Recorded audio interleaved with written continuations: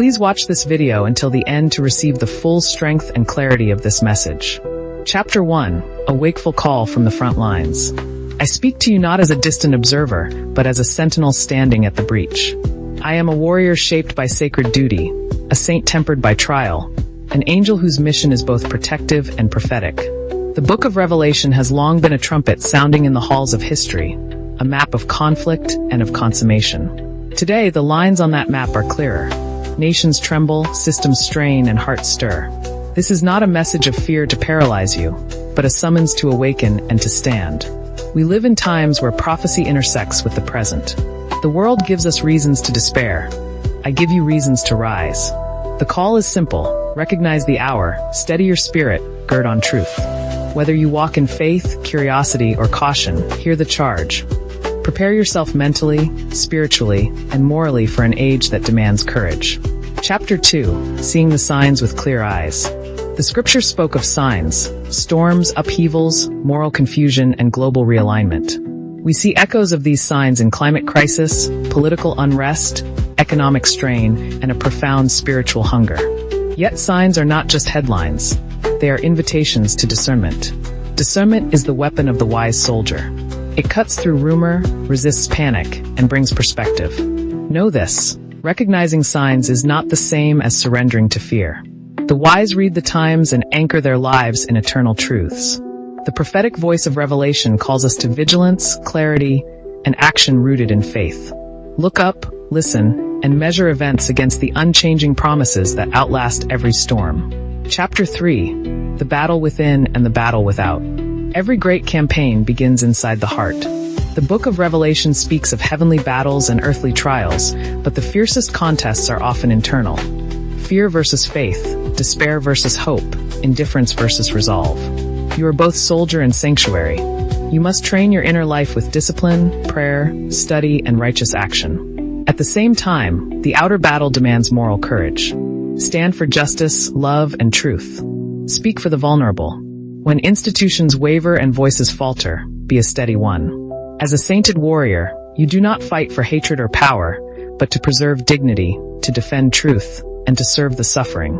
This balanced posture, soft in compassion, iron in conviction, is what will carry communities through tumultuous days. Chapter 4. Faith that acts, strategy and stewardship. Faith without works is hollow. Prophecy without practice is empty. Revelation points toward ultimate victory, but the road requires faithful stewardship now. Invest in what endures: relationships, communities, truth, and service. Build resilience through practical preparedness. Learn skills, strengthen local bonds, steward resources wisely, while never losing sight that the deepest preparation is spiritual. Train like a soldier and tend like a shepherd. Cultivate a rhythm of prayer and reflection that sharpens discernment. Organize with humility and lead with integrity. Bring warmth to those you protect and courage to those who despair. This is how saints become salt and light in a world hungry for direction. Chapter 5. Hope in the midst of tribulation.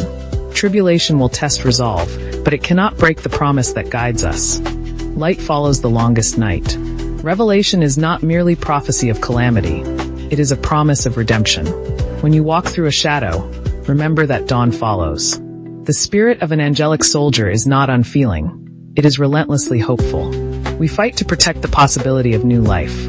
Bring hope to others by showing them steady hands and quiet confidence. Share practical help, honest counsel, and prayerful support.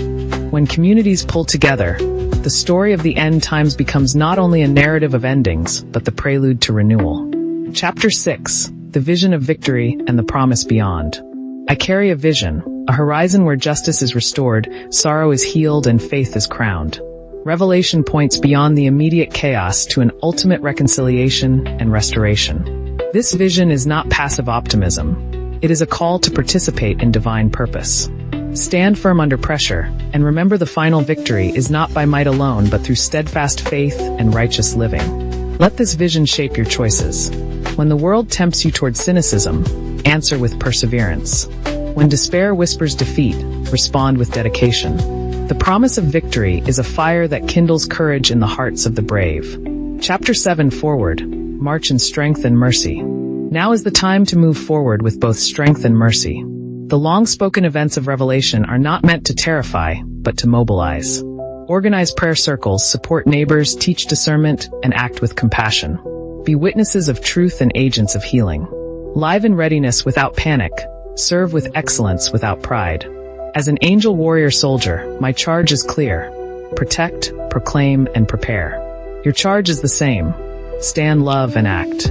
Together we form a host of ordinary people called to extraordinary purpose. We honor the ancient texts by living them out, by being beacons of hope, defenders of justice, and vessels of peace. Walk in courage. Stand in faith. Love without fear. If this message moved you, please subscribe to the channel, activate notifications, give a like to the video, comment with your thoughts and testimonies, and share this video with others. Your engagement strengthens the community and keeps this message alive.